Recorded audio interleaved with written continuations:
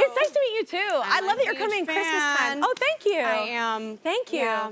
I love Christmas, so welcome to the Christmas show. Thank you These so are my much. favorite. You started on stage, right? I when did. you were younger, right? Yes. But you also had a band in like grade school? Yes. I really need to know more about that. We were called the Blossoms. Sure. We were a girl band naturally. Yeah. We performed in the Blacktop Foursquare naturally. Yes. Because we need our blocks and our blocking. So we were called the Blossoms, and we would perform during recess. So you discovered you were funny while ice skating? Is that because you kept falling, or what?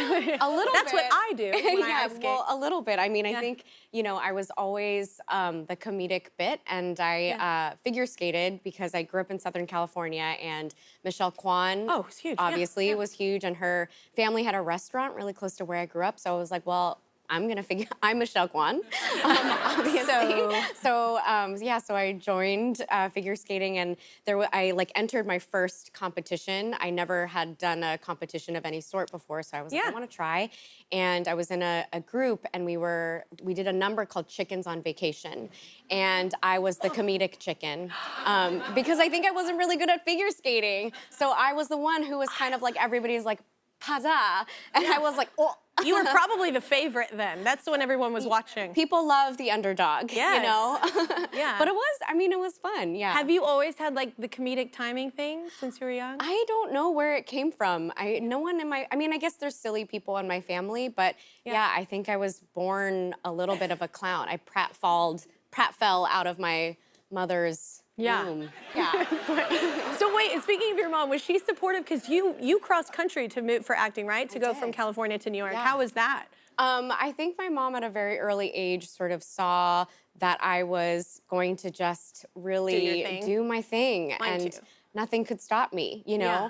What do you love about New York, though? I love it here because I feel like in LA, it's not LA's fault, but for some reason, my personality, I didn't like immerse myself. Yeah. And here, I am outside all the time. I'm walking around. I'm like a part of the city. Totally. That's exactly why I love it. And I spent all of my 20s here, and so I think just like I'm used to being like bright-eyed and bushy-tailed here. I walk everywhere. I bike everywhere. I know. You bike? I'm not that brave yet. I love it. I look at those people and I'm like, you're doing God's work. I'm afraid that I'm going to hit a car. It is scary. It is definitely scary, but there's a thrill to it for sure. Okay. I used to, honestly, I would do 8 shows a week and I would bike home sometimes. I was like addicted. See, I love the walk home. Yeah. Because I have 2 young children, so that's the 30 minutes where no one's talking to me. Okay, are you a fast walker or a slow walker? It depends on, you can ask my manager and I walk home together, and it's like, it changes by the pace of my music. Oh, I like that. So whatever I'm listening to, she'll be like, okay, we're listening to something up tempo, aren't we? Like, so I've been listening to a lot of Chappell Roan's records. Me too. So it goes. If I'm listening to like Pink Pony Club or like that, then I'm walking fast. But Kaleidoscope or Picture You, which is such a good song, I am slowing it down and enjoying the imagery. So okay, we need to take a short break. You can look those songs up. Sean and our audience can do the honors. Hi, Kelly and Stephanie. I'm a huge fan. Stephanie, I cannot wait to watch your new show where all your exes keep dying. I just want to watch it for, you know, research purposes. More with Kelly and Stephanie when we come back. We're back with Stephanie Shu, y'all. Her new show is called Laid, and you can see it on Peacock. So we have something in common. You love gardening as well. I love gardening. I love it too. Do you grow for like flowers, or do you grow for like food? Right now, I'm not growing a lot because I live on an airplane. Yeah, seat 3A. There's no dirt on airplanes. Oh, I love it. Oh, yes. Okay, so that red hat is from Alaska, and I just wanted to clarify that. Yeah. Arctic Bar. All I saw was Arctic Bar, and I was like, okay, but then it says, I'm sorry, it took me a minute.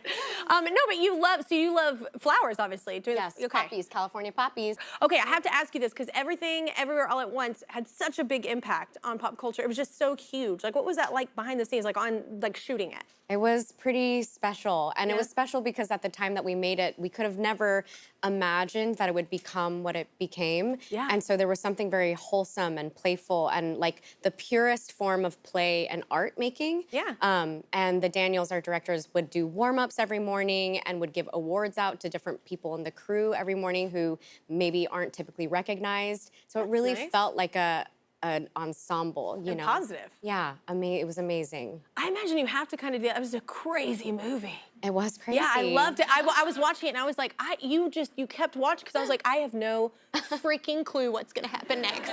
And I loved it. Yeah. It was just so crazy, one thing from the next. So you kind of probably had to keep some, I heard there was like a costume thing y'all did. Oh, we did a lot of quick changes. Yeah. We shot there was a hallway scene where I'm wearing like 10 different outfits. Yeah. We shot that in like a day. And I would just literally go, change, do my makeup, and then go away. Yeah. Change into, something extremely different, come back, do like 5 seconds. Fun. So fun. But that's like the thrill of getting to make art. Yeah. Yeah. And it's like, it almost was like when we were kids and you played dress up and that's what you know, how it initially started or whatever in costumes. Yeah. Well, is it true that you're working on something new with Quinta? Yeah. Oh, yes. Quinta Brunson, Yes. Yes. We're doing a movie called Par for the Course. Yeah. Tentatively titled. Okay. Yeah. Titled. Titled. Can't tell you anything about it. You've heard it before. Yeah, yeah. That's fun though. What a great pairing. I love that. She's amazing. She's amazing. She's funny. She's funny. Yeah. We're funny and weird. Very clever. And tiny. We are so tiny. Short. Yeah. How short are you? I'm 4'11" and 3/4, but I say 5 to like relax everybody, you know? But I think famously, I don't remember if this is the exact moment, but I remember the first moment that I met Quinta was at an after party for the Met Gala, and literally it was just like people were so tall, and all of a sudden, like the crowd parted, and through elbows, I just saw a little face, and it was Quinta Brunson, and I was like, "Hey!" I feel like that's me. Time, yeah. I'm a little taller, but I always feel like that's me in those scenes. Like I always feel like I'm really short, and I'm 5'3". Okay, but and a half. Brag. And a half. And a half. I think you're my mom's height, but I was like, if I could just be taller. But yeah, all my friends are taller too. Everywhere. Do you like being a tiny lady? I actually don't mind until I can't reach. You know, that's annoying. I know. Like you'll be at the store and it's like, oh, I know. I don't want to peer that person. Because I'm strong. Like I can't do it myself. I'm strong. It's just a different like physical leverage. You can't reach it. I can't. I literally cannot reach it. I know. That's not exciting. Yeah, let's talk about your new series though. It's called Laid, which is the greatest title ever. How did it come about? Well, our co-showrunner Nanashka Khan, our director, and Sally Bradford McKenna, they pitched it to me and they were like, okay, so it's a twisted rom-com about a woman in her 30s who's having a hard time finding love, and she starts to find out that everyone she's ever slept with is starting to die in mysterious ways. Wow.